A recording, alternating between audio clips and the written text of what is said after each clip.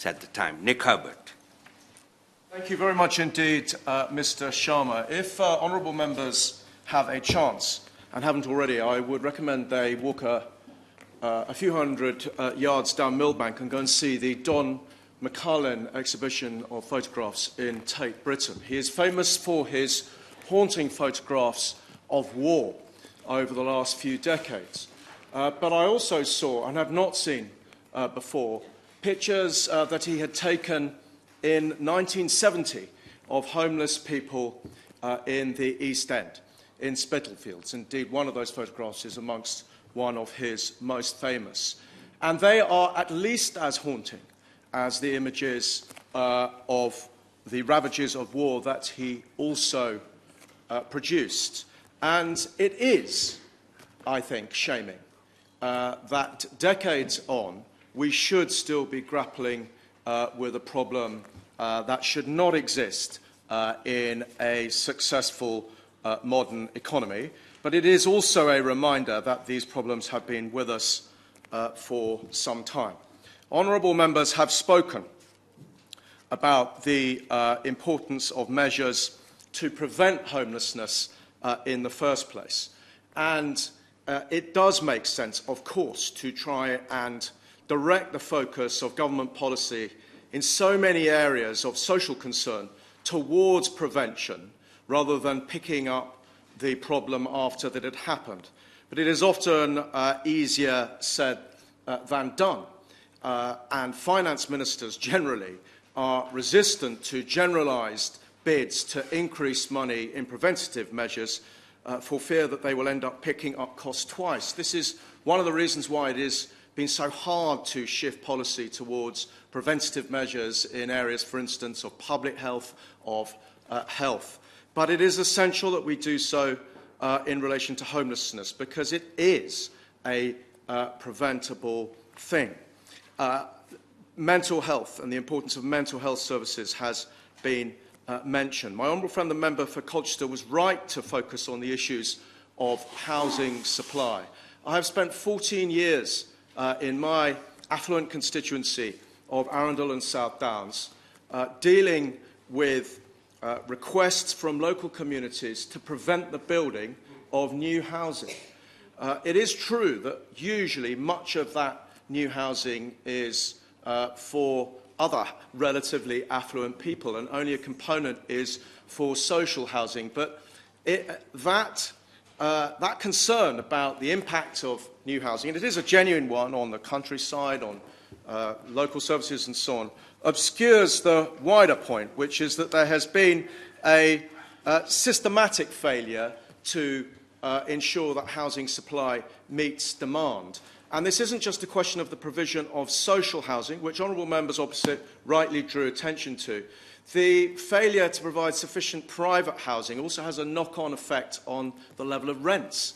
And so rents become higher because the housing supply is too low. And in turn, the state directs large amounts of money towards housing benefit in order to help people meet those rents, and we get into a vicious circle. So really determined measures to increase housing supply and trying to deal with some of the problems and the objections which people have to it are important. And that includes, I think, a mix of private sector and social housing.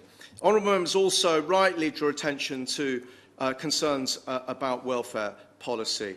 The issue of the 5-week wait for universal credit has been mentioned. I know the government has taken some steps in this respect, but I think it needs to go further because it clearly has been a problem in relation to homelessness. And housing benefit is also an issue.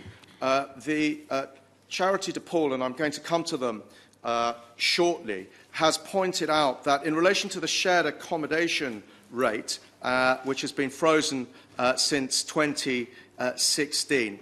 In one night, official figures indicated that there were 225 young people sleeping rough on a single night. That's 18 to 25-year-olds.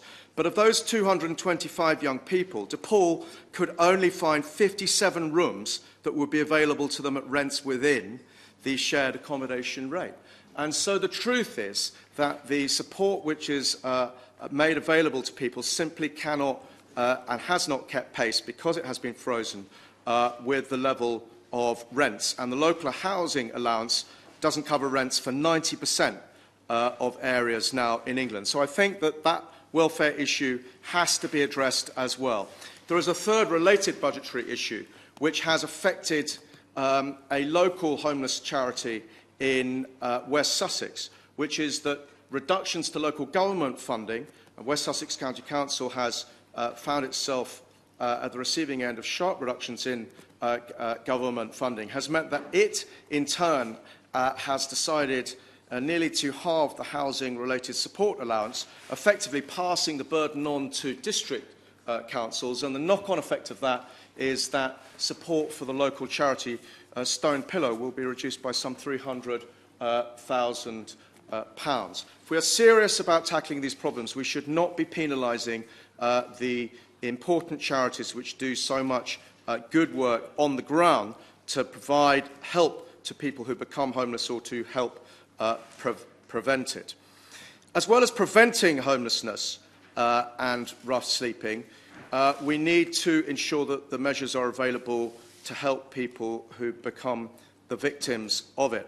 And I would like to draw attention to the DePaul charity and its Night Stop service. I mentioned DePaul earlier. On the 10th of October, I and a number of other honourable members slept out on World Homeless Day at the Oval Cricket Ground at an event that was organised by DePaul. My honourable friend, the member for Colchester, was there. The honourable member for Gravesham, Ipswich, was there. My honourable friend, the member for Chichester, and Baroness Sutty and Baroness Grender. 100 volunteers raised money for DePaul that evening. I declare an interest, which is that my partner is a fundraiser for DePaul. It is not so much a financial interest for me as a matter of domestic harmony that I raise an interest in these issues. But the event and the experience of sleeping out for just a few hours on the concrete ground was a tiny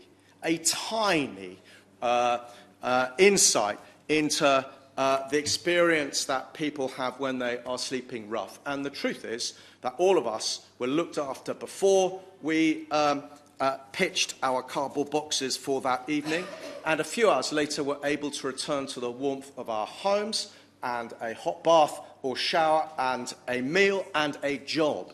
And I think most of us were seized of the realisation that if we simply had to pick up our cardboard box and move on without any of those things to be able to go to, how debilitating that would be. And I hope that next year, when DePaul organises this sleep out event, which will be in central London, that many more honourable members will take part to help the fundraising effort, to draw attention to this issue, and to share in that experience on World Homeless Day. DePaul runs a very good service that I mentioned called Night Stop that's been going for quite a few years now. And Night Stop is interesting because it's a really good example of the shared economy.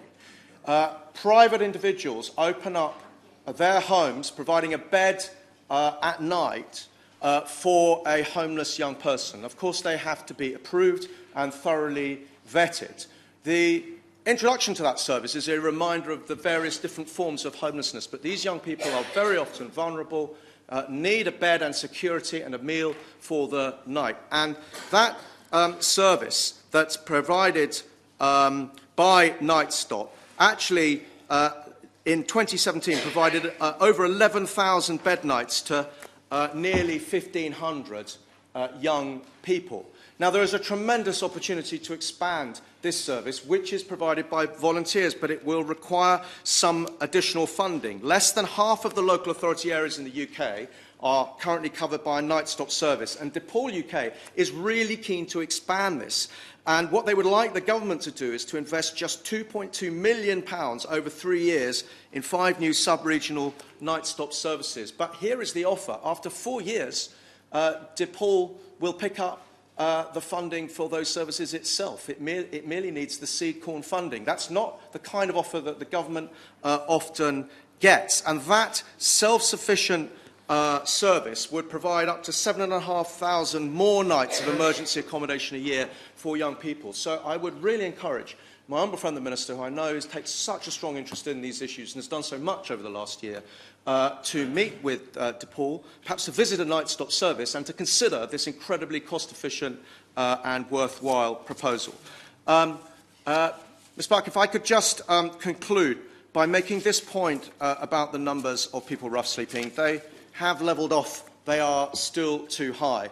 Underneath the global figures, there are some very big regional disparities that we need to understand. A big disparity in the figures of homelessness outside London and within London. Within London itself, half of the people rough sleeping are actually foreign nationals, almost all of those EU nationals, and the welfare issues around them are much more complex. But we also should realise that although the numbers appear only to have reduced very slightly in the last year and are still too high, actually there was a much bigger reduction, a 23% reduction in the 73 areas that were targeted with additional money as part of the government's Rough Sleepers initiative introduced at the beginning of last year. And what that suggests is that targeted funding, carefully directed to measures which are integrated, that can help deal with the problem, will succeed and is worthwhile pursuing. So this is a problem that can be dealt with.